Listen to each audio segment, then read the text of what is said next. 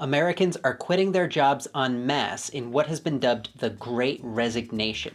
Here's why I think this is one of the best things to ever happen in the workplace.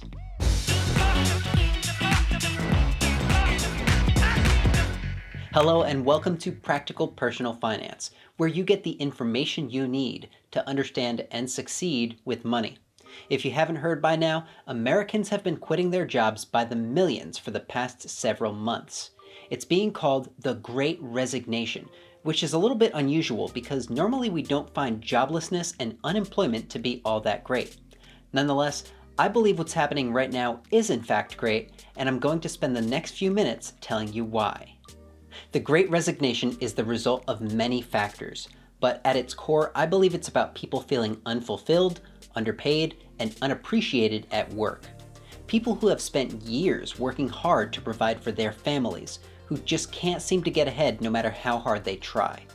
Throughout the past year and a half, many of those people had the opportunity to see what it would be like to put life ahead of work for once. To think about having a life-work balance instead of a work-life balance. To prioritize time spent doing things they love with people they care about, rather than putting in extra hours at the office. And a whole bunch of those people decided it was time to live life on their own terms. I believe that this is an inflection point for both employers and employees.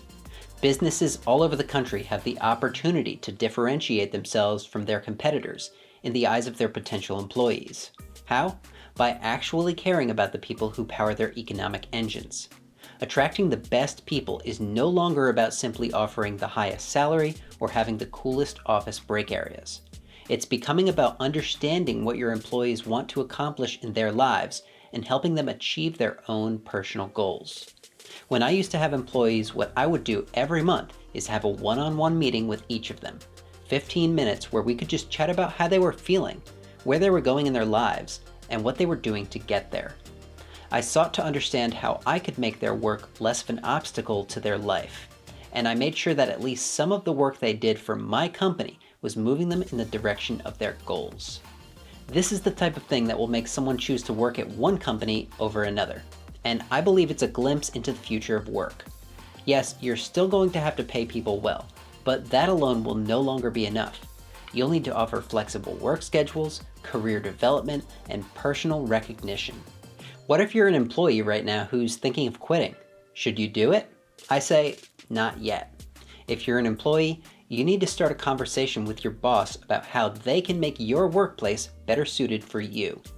Ask about having a more flexible schedule, about taking on some new tasks, and about working remotely at least a few days per week. You hold all the cards right now, and you've already invested a great deal of time obtaining your current job and building a positive relationship with your employer. If they don't change things up, you have my permission to bail. But I believe it's important to give employers the opportunity to change. Back when I had employees, one of them really wanted to coach high school sports. Practices would be at 3 p.m., right in the middle of the workday. Rather than telling him no, we worked out an arrangement where he could come into the office earlier during the season. I provided the flexibility he needed, and everyone was happy. If you've ever dreamt of starting your own business or side hustle, there's never been a better time than right now. You don't need to quit your job to do it. And in fact, I would advise you not to quit your job until you were sure you could sustain yourself financially. Start small, in your garage, your basement, or at the kitchen table after dinner. Over time, you can turn a passion of yours into a business and a new career. What do you think the Great Resignation will mean for the future of work? Let me know in the comments. If you enjoyed my little soapbox speech in this video, click right here to get my take on the end of federal unemployment benefit programs. And if you're not yet a PPF subscriber, click right here to hop on board. As always, thanks for watching. I'm Andrew Shear, and I'll see you next time.